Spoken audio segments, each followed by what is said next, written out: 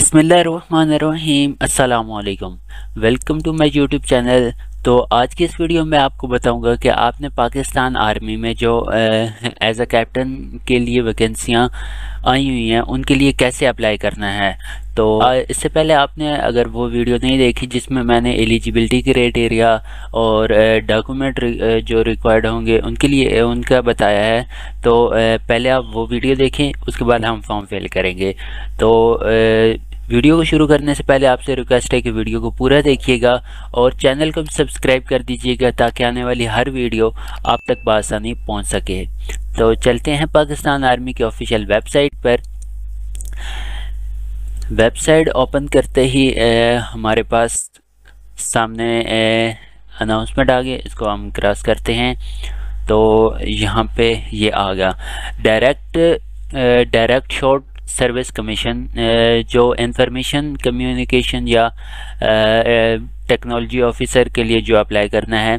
तो उसके लिए हम अप्लाई नाउ पे क्लिक करते हैं। अप्लाई नाउ पे क्लिक करते ही हमारे पास सबसे पहले इंस्ट्रक्शन आ गई कि जो आपने फॉर्म फिल करना है वो आपकी जो ओरिजिनल डेटा देंगे उसमें कोई गलती नहीं होनी चाहिए। आपका जो CNIC है या डेट ऑफ बर्थ है, इस तरह की जो आपकी क्वालिफ़िकेशन हो गई, इनमें कोई गलती नहीं करनी। तो इसको हम क्रॉस करते हैं। तो सबसे पहले यहाँ से कोर्स जो है वो पहले सिलेक्टेड है। और आगे डिसिप्लिन की बात करें तो आपने सॉफ्टवेयर इंजीनियरिंग में या कंप्यूटर साइंस, इंफॉर्मेशन सिक्योरिटी, आपकी जो डिग्री है, अगर आपकी इंजीनियरिंग की डिग्री है तो आपने इंजीनियरिंग में, कंप्यूटर साइंस किया तो कंप्यूटर साइंस में, या इंफॉर्मेशन सिक्योरिटी किया तो इंफॉर्मेशन सिक्योरिटी सेलेक्ट करनी है। मैं यहाँ से कोई भी आपने सेलेक्ट करना है और फिर ASRC जो आपका सेंटर है वो आपने सेलेक्ट करना है। उसके बाद यहाँ पे आपने फुल नेम लिखना है। फुल नेम लिखने के बाद यहाँ पे अपनी डेट ऑफ बर्थ सेलेक्ट करनी है। सेलेक्ट करने के बाद अगला जो आपका CNIC नंबर है आपने वो यहाँ पे एंटर करना है। उसके बाद यहाँ पे जेंडर, ये सर मेल के लिए हैं तो आप ऑब्वियसली मेल करेंगे। मैरिटल स्टेटस आपका जो भी है, सिंगल है या मैरिड है, आपने यहाँ से वो सेलेक्ट करना है। सेलेक्ट करने के बाद ये रिलीजन पूछ रहा है, जो आपका रिलीजन है इनमें से अगर है तो सेलेक्ट कर दें, अगर नहीं है तो उधर पे क्लिक कर दें। मेरा इस्लाम है तो इस्लाम पे क्लिक करते हैं। तो ये सेक्शन पूछ रहा है कि आप क्या हैं, सब रीजन आपका क्या है, रिलीजन क्या है। तो जो भी है आपका यहाँ से वो सेलेक्ट करेंगे। यहाँ पे अपना कॉन्टैक्ट नंबर एंटर करेंगे। उसके बाद यहाँ पे अपना स्टार्स नज़र आ रहे हैं, तो यहाँ पे ऊपर इन्होंने नोट दिया हुआ है कि जिसके साथ ये स्टार लगा हुआ है वो इन्फॉर्मेशन आपने लाजमी देनी है। अगर वो आप नहीं देंगे या गलत देंगे तो आपकी जो रजिस्ट्रेशन है वो कैंसिल कर दी जाएगी, अप्रूव ही नहीं होगी। उसके बाद नीचे चलें तो ये आपसे पूछ रहा है कि every applied for commission in arm force, कि आपने इससे पहले किसी आर्म फोर्स, आर्मी, नेवी या एयर फोर्स में अप्लाई किया है तो आप यस करते हैं, अगर नहीं किया तो नो कर दें। उसके बाद यहाँ पे आपने इस जगह अपलोड पे क्लिक करेंगे तो अपनी इमेज यहाँ पे आपने सेलेक्ट करनी है। यहाँ पे इमेज सेलेक्ट करने के बाद नीचे अगर यहाँ आप मैरिड स्टेटस पे मैरिड सेलेक्ट करते हैं तो नीचे स्पाउस डिटेल आ जाती हैं कि आप अपने वाइफ की यहाँ पे डिटेल एंटर करें।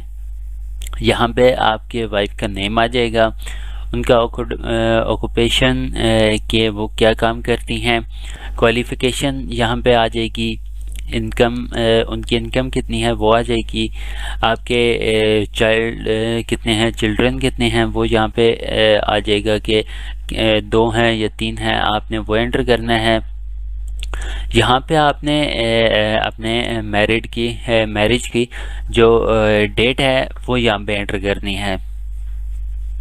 आपने डेट एंटर करते वक्त सबसे पहले आपने मंथ एंटर करना है, फिर डे मतलब डेट और फिर ईयर, और यहाँ पे नीचे सबसे नीचे ईयर ऑफ मैरिज लाइफ कि आपकी शादी को कितने साल हो चुके हैं, आपने वो एंटर करना है। तो उसके बाद आप ओके पे क्लिक करेंगे तो आपकी ये इन्फॉर्मेशन एंटर हो जाएगी। लेकिन अब अगर आप अनमैरिड हैं, अगर आप सिंगल हैं तो अनमैरिड पे सेलेक्ट करेंगे तो नीचे से वो स्पाउस डिटेल ख़त्म हो जाएगी। उसके बाद एजुकेशन डिटेल पे ऐड एजुकेशन पे क्लिक करें तो यहाँ से सबसे पहले आपने मैट्रिक सेलेक्ट करना है। मैट्रिक के बाद यहाँ पे आपने क्वालिफ़िकेशन ऐड करनी है कि आपका जो ग्रुप था वो कौन सा था, प्री इंजीनियरिंग, आईसीएस या मैट्रिक में तो बायो या कंप्यूटर साइंस होता है, तो आपने वो सेलेक्ट करना है। उसके बाद स्कूल का नेम यहाँ आएगा, आपकी जो मैट्रिक में डिवीज़न बनी है वो कौन सी थी, और उसके बाद ग्रेड यहाँ पे आपने एंटर करना है, मार्क्स की परसेंटेज एंटर करनी है, रिज़ल्ट स्टेटस कि आपने प्रेजेंट हैं या रिज़ल्ट का वेट कर रहे हैं, रिज़ल्ट आपका पास नहीं है या आपकी कोई सप्ली है और आपने सप्ली का पेपर दिया है और रिज़ल्ट अभी तक नहीं आया। और उसके बाद आपने यहाँ पे टोटल मार्क्स एंटर करने हैं, ऑब्टेन मार्क्स एंटर करने हैं, और यहाँ से आपने अपना बोर्ड जो आपका बोर्ड था वो सेलेक्ट करना है। यहाँ से आप देख सकते हैं सारे ऑलमोस्ट पंजाब के सारे बोर्ड्स आ चुके हैं और फेडरल बोर्ड भी है। जो भी आपका बोर्ड था वो आपने यहाँ से सेलेक्ट करना है और उसके बाद यहाँ से ओके कर देंगे। मैं ओके करूँगा तो ये दे देगा कि आपकी इन्फॉर्मेशन कंप्लीट नहीं है। आप ओके करेंगे। ओके करने के बाद एजुकेशनल डिटेल पे दोबारा क्लिक करेंगे तो यहाँ से में मैट्रिक के बजाय आपने इंटरमीडिएट सेलेक्ट करना है। इंटरमीडिएट सेलेक्ट करेंगे तो सेम उसी तरह दोबारा क्वालिफिकेशन ऐड करेंगे, लेकिन इंटरमीडिएट के लिहाज से यहाँ पे आप अपना सेलेक्ट करेंगे कि आपकी क्वालिफिकेशन ग्रुप कौन सा था। यहाँ पे आप प्री इंजीनियरिंग, आईसीएस या जो भी था, एफए था, जो भी था आपने यहाँ पे वो राइट करना है। उसके बाद कॉलेज का नेम यहाँ आ जाएगा, डिवीज़न आपकी कौन सी बनी थी बोर्ड में, ग्रेड क्या था, और आप सोल्जर के लिए सर्व करें, मतलब आप अभी ड्यूटी कर रहे हैं तो यस कर दें, अगर नहीं कर रहे तो नो कर दें। उसके बाद परसेंटेज, रिज़ल्ट स्टेटस कि आपका रिज़ल्ट पास है फुल तो पास कर दें, और यहाँ पे टोटल मार्क्स एंटर करने हैं, ऑब्टेन मार्क्स एंटर करने हैं, और यहाँ पे आपने बोर्ड एंटर करना है। जिस बोर्ड से आपने एफएससी इंटरमीडिएट किया है तो वो बोर्ड आपने यहाँ एंटर करना है, मैट्रिक वाला यहाँ पे एंटर नहीं करना। इसको दोबारा ओके करेंगे तो फिर यहाँ पे एजुकेशन पे एक मैट्रिक की और इंटरमीडिएट की डिटेल तो एंटर हो गई होंगी, लेकिन उसके बाद आपको पता है कि इस कैप्टन के लिए जो अप्लाई करना है उसकी क्वालिफ़िकेशन बैचलर है, मतलब आपकी बीएस होना ज़रूरी है। तो आप यहाँ से वो दोबारा क्वालिफ़िकेशन एजुकेशन पे सेलेक्ट करेंगे, क्लिक करेंगे और क्वालिफ़िकेशन पे बैचलर सेलेक्ट करेंगे। बैचलर सेलेक्ट करने के बाद ये आपसे पूछ रहा है कि वही चीज़ की क्वालिफ़िकेशन कौन सी थी, आपने इंजीनियरिंग किया है, साइंस, कंप्यूटर साइंस किया है या इंफॉर्मेशन सिक्योरिटी किया है, तो आपने वो सेलेक्ट करना है। उसके बाद यूनिवर्सिटी का नेम यहाँ आ जाएगा। उसके बाद आपका जो ग्रेड बना है वो परसेंटेज जाएगी, रिज़ल्ट स्टेटस आ जाएगा कि पास है या फेल है, और जीपीए आपने यहाँ पे वो एंटर करना है जो आपका आया है। जैसे मैं एंटर करता हूँ 3.5 आउट ऑफ 4, मतलब 4 से ज़्यादा जीपीए नहीं हो सकते। देखिए ये CGPA जो है मस्ट बी 4.0 और लेस देन, इससे कम होना चाहिए, ज़्यादा नहीं होने चाहिए। जैसे 3.5 मैं कर देता हूँ। और इंस्टीट्यूट मीडियम कि आपने जो डिग्री बैचलर की है वो इंग्लिश में है या उर्दू में है, आपका मीडियम कौन सा था। तो जो आपका मीडियम है इंग्लिश है या उर्दू है। ज़्यादा यूनिवर्सिटीज़ इंग्लिश में होती हैं, इंग्लिश में पढ़ाती हैं, और मीडियम भी उनका इंग्लिश होता है। अगर किसी की है उर्दू मीडियम तो वो उर्दू भी सेलेक्ट कर सकता है। आपने जब बैचलर की मतलब बीएस इंजीनियरिंग की, यहाँ पे डिटेल एंटर करने के बाद आपने ओके पे क्लिक करेंगे। अब मैंने एंटर नहीं की तो ये एरर दे रहा है, नहीं तो आप जब सारी इन्फॉर्मेशन देंगे तो ये ओके हो जाएगा। और इसको ओके करने के बाद अब आपकी एजुकेशनल डिटेल कंप्लीट हो गई। उसके बाद नीचे आते हैं कि नेशनैलिटी डिटेल, कि आपकी जो नेशनैलिटी है वो पाकिस्तानी है, इसको रहने दें। उसके बाद आप इसको यहाँ पे इंफॉर्मेशन एंटर करने के बाद आपने नेक्स्ट पे क्लिक करना है। नेक्स्ट पे क्लिक करते ही ये आपसे फैमिली इंफॉर्मेशन मांग रहा है। जैसे आप देख सकते हैं कि हम स्टेप 1 कंप्लीट कर चुके हैं, या स्टेप 2 पे आ चुका है। तो फैमिली इंफॉर्मेशन पे सबसे पहले ये आपसे पूछ रहा है आपके फादर का नेम।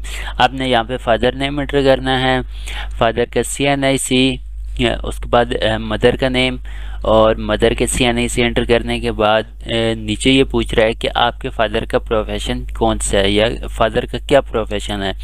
तो यहाँ से आप देख सकते हैं आपके फादर का जो भी प्रोफेशन है आप वो सेलेक्ट करें। अगर इनमें आपको नहीं मिलता, प्राइवेट जॉब भी वो नहीं करते, तो आप अदर पे करें। अगर कोई काम नहीं करते तो आप नॉन पे करते हैं। तो यहाँ से फादर का सेलेक्ट करने के बाद आपने यहाँ से उसके बाद ये आपको कह रहा है कि आपके मदर का प्रोफेशन क्या है।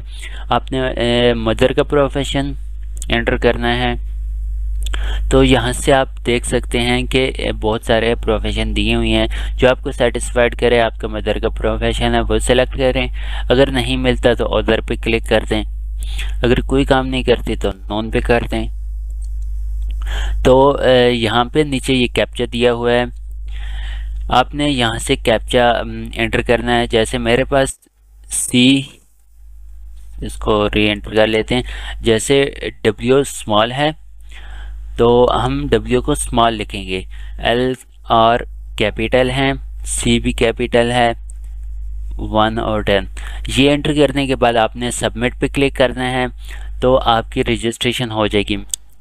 आपने यहाँ पे अपने इंफॉर्मेशन, पर्सनल इंफॉर्मेशन एक बार दोबारा चेक करें। एंटर करने के बाद दोबारा आप चेक करें, और चेक करने के बाद यहाँ पे नीचे सबमिट नाउ पे सबमिट पे क्लिक करेंगे। सबमिट पे क्लिक करते ही आपकी जो रजिस्ट्रेशन है वो उनको जो रिक्वेस्ट है वो रिसीव हो जाएगी।